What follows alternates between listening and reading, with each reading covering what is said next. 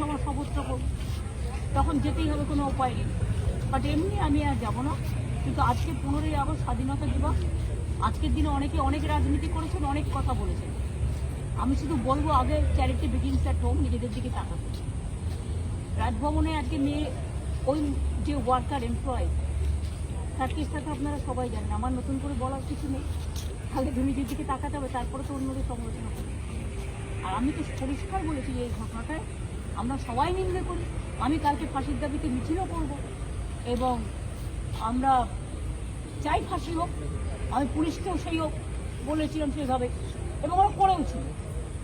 আজকে ওদের জিনিসগুলোই তো নিয়ে ওরা করছে, কাজে ওরা কাজটা অনেকটা গুটিয়ে দিয়েছিল। যে কটা লোককে ডাকা বাকি ছিল, ওদের হাতে 4-5 দিন টাইম ছিল, ওরা সেটা করে নিত।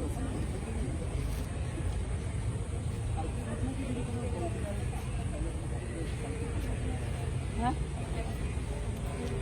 ভিডিও দেখুন, দেখলেই পতাকা দেখতে হবে। ভিডিওগুলো দেখুন না, ভিডিওগুলো পাননি আপনারা? ভিডিওগুলো দেখলেই পেয়ে যাবে। এত আইএকে দিয়ে, এআইকে দিয়ে উল্টোপাল্টা সবার মুখ দিয়ে আর যা তা বলাচ্ছে, তৈরি করে ফেক ভিডিও। এটা ক্রাইম নয়? এগুলো তো ধরা পড়বে একদিন। অসত্য জিনিসটা বিশ্বাস করতে আমি মানুষকে অনুরোধ করছি, প্লিজ বিশ্বাস করবেন না। সোশ্যাল নেটওয়ার্কে আজকে ম্যাক্সিমাম ফেক ভিডিও চলছে। পুলিশ গ্রেফতার করেছে 10 জনকে। সেটা পুলিশের ব্যাপার, পুলিশ বলতে পারে, পুলিশ তার কথা পুলিশ বলবে, সেটা তো আমি বলার শোভা পায় না। যার কাজ সে করুক। আমার বেশি খুব অসুস্থ, বেশি অনগ্যাড হয়েছিল, তার সারা গা রক্তে ভেসে গেছে ওদের অত্যাচারী।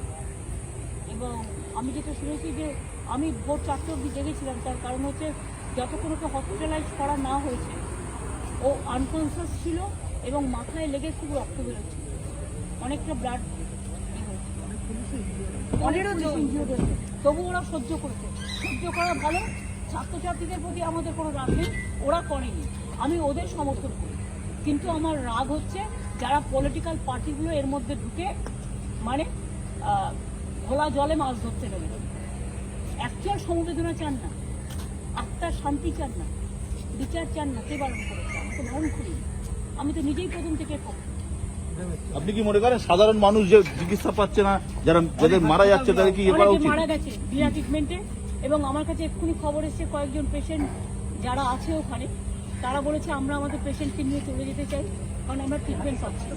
এখন যদি কোনো পেশেন্ট বলে তার বাড়ির লোক যে আমি এখানে ভরসা করতে পারছি না, আমার ট্রিটমেন্ট হচ্ছে না, আমি আমার পেশেন্টকে নিয়ে যেতে চাই, সে তো নিয়ে যেতে পারে, এটা তার নিজের অধিকার।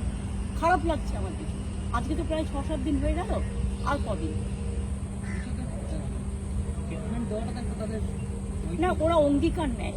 পুলিশের যেমন কোনোদিন ছুটি নেই, এবং পুলিশে যেমন পুজো হোক এ হোক, ওদের সারাক্ষণ ডিউটি দিতে হয়, যখনই ডাকবে এমার্জেন্সি আসতে হয়। ডাক্তারদের সার্ভিসটাও এমার্জেন্সি সার্ভিস, এটা তাদের বিবেচনার উপর আমি ছেড়ে দিলাম। আমরা তো আবেদন জানিয়েছি বারবার। গরিব মানুষ সাফার করছে, খুব সাফার করছে, প্রচুর গরিব মানুষ সাফার করছে।